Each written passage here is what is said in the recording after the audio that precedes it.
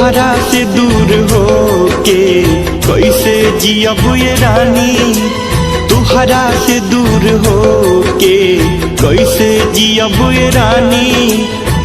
जहिया बारात तोहराई ओही दिन जनाजा हमर जाई। ए जान ओही दिन जनाजा हमर जाई। तुहरा से दूर हो के कैसे जियब ये रानी, तुहरा से दूर हो के कैसे जियब ये रानी। जहिया बारात तोहराई ओही दिन जनाजा हमर जाई। ए जान ओही दिन जनाजा हमर जाई।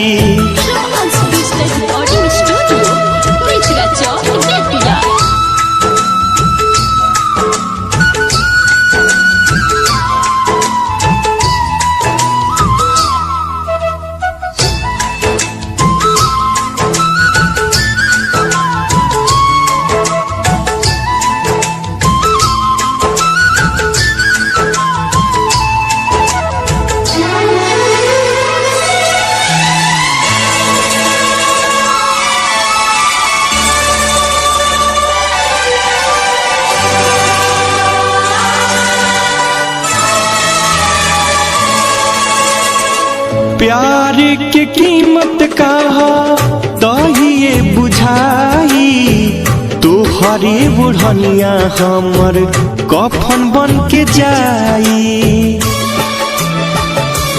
हाँ प्यार के कीमत कहा तहिए बुझाई, तोहरे बुढ़निया हमर कफन बन के जाई।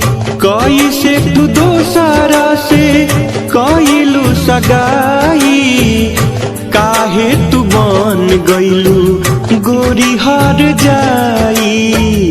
बहुते सताई याद तो हराई, हमारा से गोरी नहीं करी हबे वफाई। जहिया बारात तो हराई ओही दिन जनाजा हमर जाई। ए जान ओही दिन जनाजा हमर जाई। तुहरा से दूर हो के कैसे जियब ये रानी, तुहरा से दूर हो के कैसे जियब ये रानी। जहिया बारात तोहराई ओही दिन जनाजा हमर जाई। ए जान ओही दिन जनाजा हमर जाई।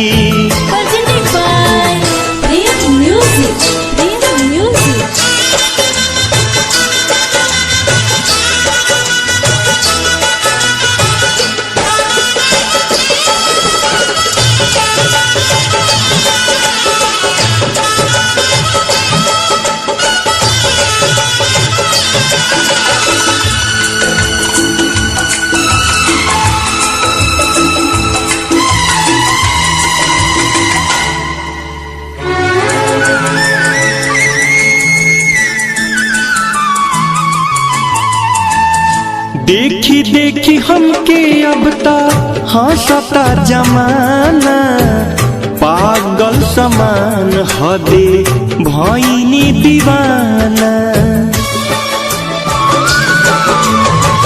देखी देखी हमके अब ता हंसेला जमाना, पागल समान हदे भइनी दीवाना। रजनीकांत के कई दिल पागल, रात भर रहता रे तुहरे चलते जागल।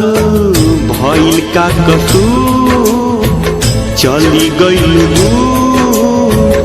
अमर कमलेश के कइलू मजबूर। सही न संदीप जुदाई दिन जनाजा हम जाई ए जान, ओही दिन जनाजा हम जाई।